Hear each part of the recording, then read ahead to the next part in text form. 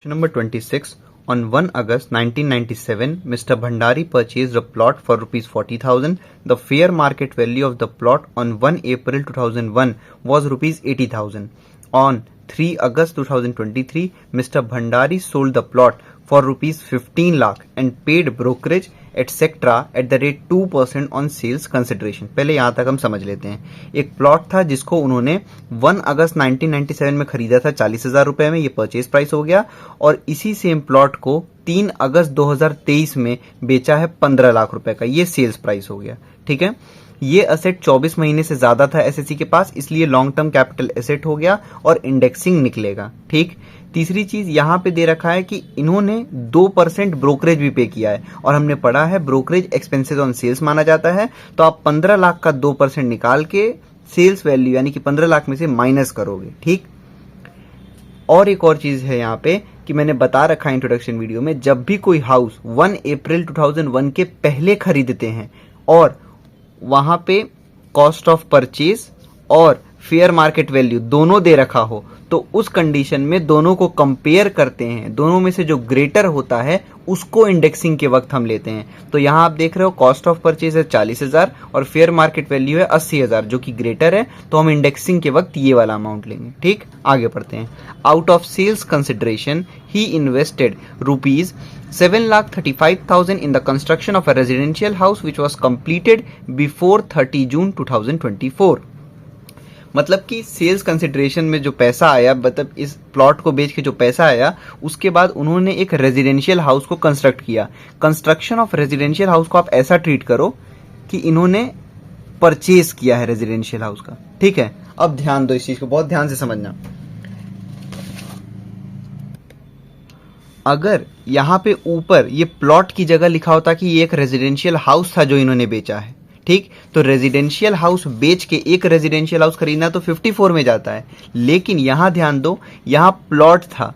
ठीक है. और वो लॉन्ग टर्म कैपिटल एसेट था. तो कोई भी लॉन्ग टर्म कैपिटल एसेट बेच के जब भी एक नया रेजिडेंशियल हाउस परचेज करते हैं तो वो सेक्शन नंबर 54F में डिडक्शन मिलता है. तो कंफ्यूज मत होना. 54F कहता है any long term capital asset other than residential house को अगर आप बेच रहे हो और खरीद रहे हो one residential house in India, तो यहाँ पे रेजिडेंशियल हाउस नहीं बेचा गया, एक प्लॉट बेचा गया है जो कि लॉन्ग टर्म कैपिटल एसेट था. ठीक. और खरीदा गया है एक रेजिडेंशियल हाउस, तो ये 54F में डिडक्शन मिलेगा. ठीक. और इसका जो मतलब डिडक्शन अमाउंट है उसका एक फॉर्मूला होता है निकालने का. कैसे निकालते हैं? Long term capital gain into cost of new asset upon net sales. ठीक है. ध्यान रखना नेट सेल्स है ये, और ऊपर कॉस्ट ऑफ न्यू एसेट या फिर 10 crore whichever is less वो वाला अमाउंट लेंगे. ठीक. Compute the taxable amount of capital gains of Mr. Bhandari for the assessment year 2024-25, assuming that he does not own any other residential house. तो हमको taxable amount of capital gains calculate करना है.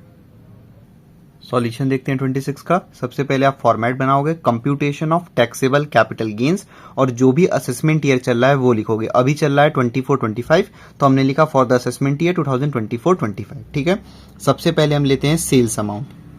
तो कितने का बेचा गया है प्लॉट? 15 लाख रुपए का. सीधे आउटर कॉलम में लिखो आप. ठीक. उसमें से लेस करते हैं क्या? Expenses on sales. तो यहां पे दे रखा है, बोला गया है कि 2% ब्रोकरेज था सेल्स पे, तो वो एक्सपेंस माना जाता है सेल्स पे. ठीक. तो यहां लिखो ब्रोकरेज पेड और कितना है तो 2% ऑफ सेल्स. तो लिखो यहां पे 2% ऑफ सेल्स अमाउंट कितना है? 15 लाख. को आप कैलकुलेटर पे कैलकुलेट कर लो. ठीक है. 15 लाख का 2% कितना हो गया? 30,000. ठीक. सीधे आउटर कॉलम में लिखो आप, लेस कर लो सेल्स में से. 15 लाख माइनस 30,000 ये हो गया 14,70,000. 14,70,000 ये आ गया आपका नेट सेल्स. ठीक है. अब क्योंकि ये जो प्लॉट था, जो एसएससी है मिस्टर भंडारी, उनके पास 24 महीने से ज्यादा था, इसलिए ये लॉन्ग टर्म कैपिटल एसेट है और यहां पे इंडेक्सिंग निकलेगा. सीधे सीधे कॉस्ट ऑफ परचेज लेस नहीं होगा. तो यहां लिखो less index cost of acquisition या इंडेक्स कॉस्ट ऑफ परचेज. इसका फॉर्मूला क्या होता है, देखो ऐसे तो cost of purchase into sale year index upon purchase year index, लेकिन क्योंकि यहाँ पे असेट जो है खरीदा गया था 1 अप्रैल 2001 के पहले, तो जब भी कोई भी असेट 1 अप्रैल 2001 के पहले खरीदा गया है तो हम कॉस्ट ऑफ परचेज और फेयर मार्केट वैल्यू दोनों को कंपेयर करते हैं। तो यहाँ देखो कॉस्ट ऑफ परचेज था 40,000 और 1 अप्रैल 2001 की जो फेयर मार्केट वैल्यू है वो है 80,000, दोनों को कंपेयर कर लो, fair market value is greater, तो वो हम लेंगे यहाँ पे।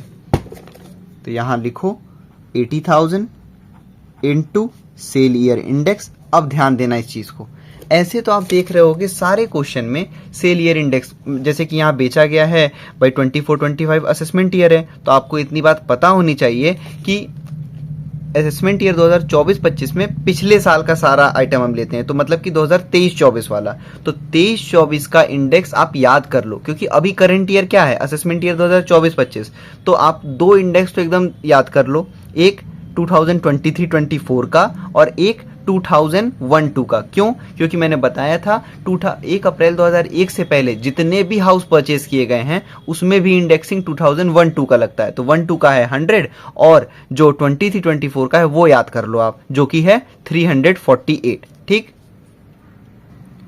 अब आगे के जो असेसमेंट ईयर होंगे वो उसके हिसाब से अपना अपना करेगा। ठीक है, अभी 23-24 है हमारा प्रीवियस ईयर, तो हमको वो याद करके चलना है। तो सेल ईयर इंडेक्स हो जाएगा 348 अपॉन परचेज ईयर इंडेक्स, खरीदा गया था 1 अगस्त 1997 में, तो कोई भी एसेट 1 अप्रैल 2001 के पहले खरीदा गया तो उसमें 2001-2 का इंडेक्स लगता है, जो कि है 100। तो फिर से देख लो इसको, कॉस्ट ऑफ एसेट और fair market value which ever is greater, तो यहाँ पे फेयर मार्केट वैल्यू ग्रेटर था 80,000 रुपए, वो ले लिए, into sale year index upon purchase year index. ठीक है, सॉल्व कर लो इसको, 80,000 इंटू 348 डिवाइड बाई 100, ये हो गया 2,78,400। इंप्रूवमेंट हुआ नहीं है, सीधे इसको बाहर लिख लो, 2,78,400, इसको नेट सेल्स में से आप लेस करो, ये हो गया 11,91,600।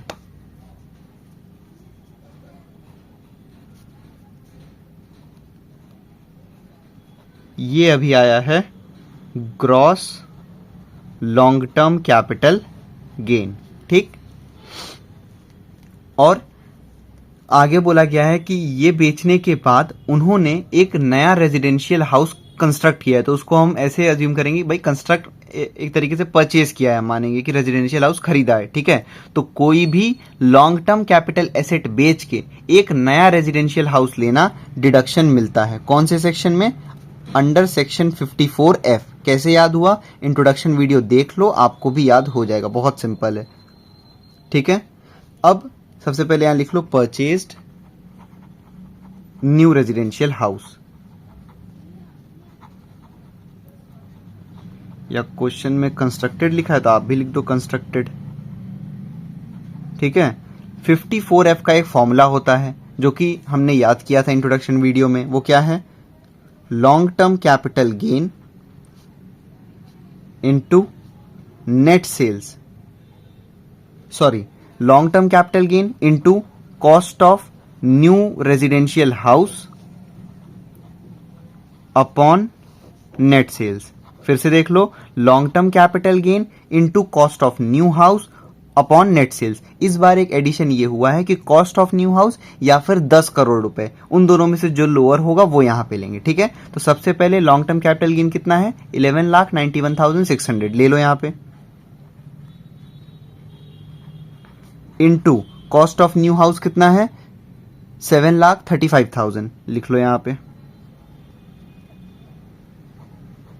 ठीक, अपॉन, अच्छा और देखो कॉस्ट ऑफ न्यू हाउस या फिर 10 crore whichever is less, तो less cost of new house था तो वो हमने ले लिया, अपॉन में नेट सेल्स। ध्यान देना गलती से भी ये वाला अमाउंट मत ले लेना, ये नहीं लेना है, ये वाला लेना है, नेट सेल्स 14,70,000।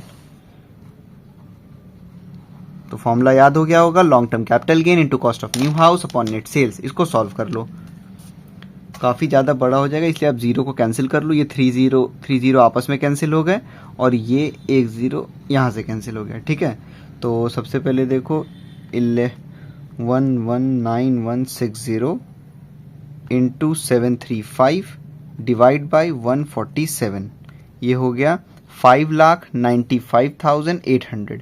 ठीक है, सीधे इसको अब आउटर कॉलम में लिखो और कुछ था नहीं, 5,95,800। ठीक है, कैसे हमने किया, ये 0 0 कैंसिल हो गए थे। ठीक, तो फिर हमने सीधे किया 119,160 है, तो 119,160 इंटू 735 डिवाइड बाई 147, देखो आ गया 5,95,800। इसको लेस कर लो gross long term capital gain में से। ठीक है,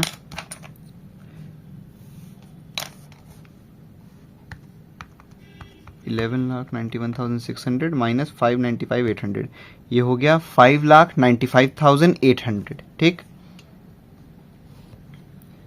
5,95,800, ये क्या हो गया, ये हो गया आपका long term gain, capital gain, taxable long term capital gain 5,95,800। ठीक है,